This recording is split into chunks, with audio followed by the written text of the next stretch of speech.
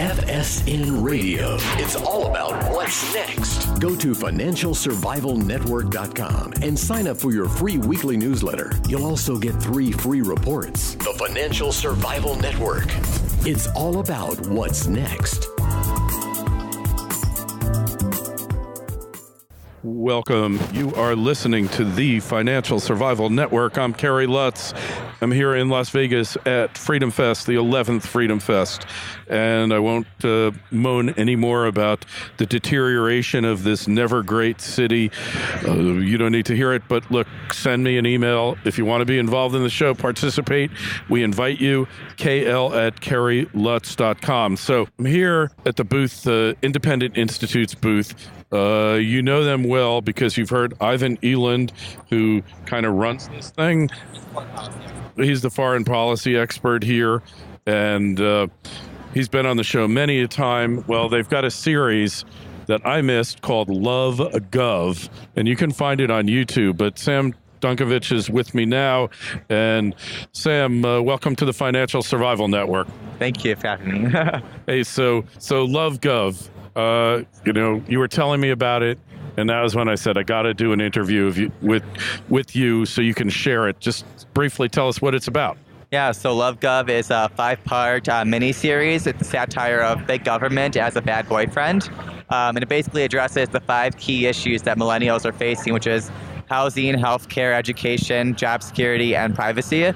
And so basically, it lets millennials know in a fun, lighthearted way how big government's messing up their life. Even though we may care, it doesn't actually work out in the end.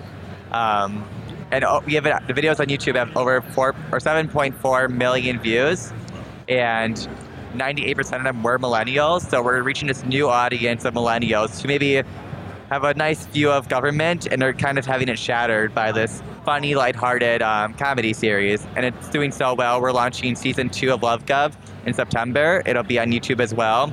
And it'll be a part 2, but instead of being a relationship, it'll be him as a landlord messing up early careerist kind of lifestyles. Cool. So, hey, maybe you'll be catching up with Cobra Kai on YouTube Red. But what's interesting that I find is millennials. So you are a millennial, and my kids are millennials, and they've got this misguided notion that somehow government is the great uncle who's going to take care of everything and make sure that all wrongs are righted and make sure that basically everybody is happy.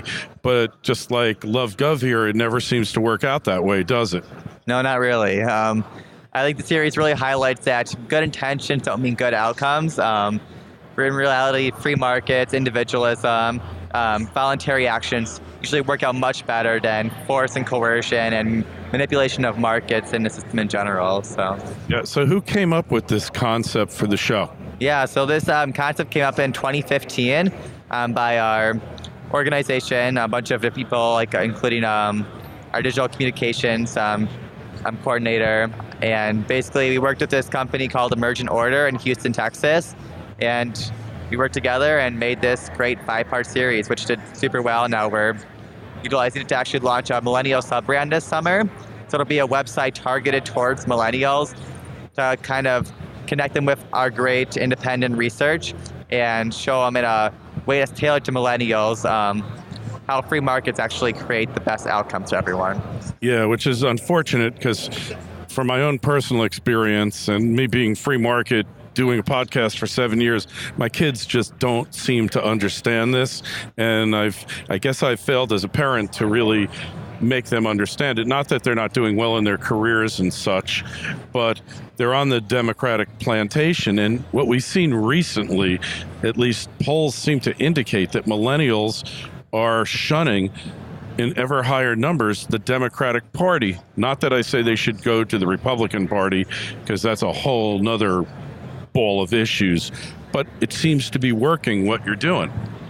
Yeah, it definitely seems to resonate with a lot of young millennials who maybe are upset with the system in place and are realizing that their solutions can't be found in government, but instead it's found from themselves, fighting for entrepreneurship, technology, working voluntarily with others, and just the market in general. So they're kind of waking up from this big government's the best solution, which is kind of a lie, and they're kind of realizing it now. So yourself, you're obviously free market oriented, maybe libertarian. How did you personally have this awakening? Yeah, so actually had my awakening in college when I was, surprisingly, yes. I went to college and as like a Democratic, Green Party, socialist, and started noticing inconsistencies between policies like, oh, why are you restricting, like, for example, prohibition, like drug prohibition? It didn't make sense to me, like, why is that prohibition that's bad, but like not prohibitions in other parts of the markets? And I kind of faded away and discovered student activist groups of the libertarian, classical liberal sphere, and kind of had its awakening in college and realized, wow, free markets are the solution, not the state. And hey, well, it's good that you found out early because, some people never figure this out. We've been fighting this fight. I mean, I kind of became a libertarian around the same age as you became one. Well, maybe I was 19 or 20, and really life has never been the same. But, we face all these challenges, and do you think the millennials are starting to understand that government is as much a cause of these problems as it is a promised solution? yeah, I think actually many millennials are awakening to this free market liberty ideals. At least my time in student activism, I saw a huge boom of people who are like, oh, okay, these are the ideas, and they're actually fighting for change within their campuses, communities, and just the government in general. So I definitely think they're waking up from this big government.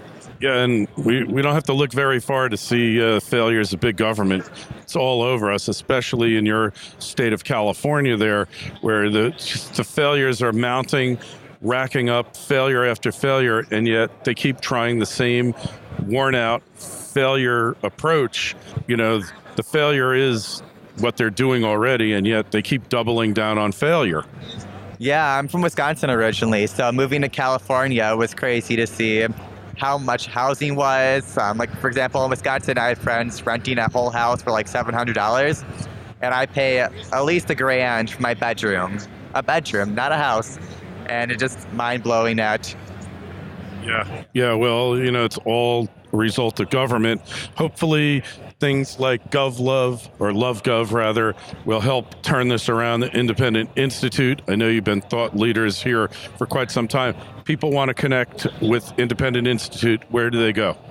Yeah, you can go to independent.org.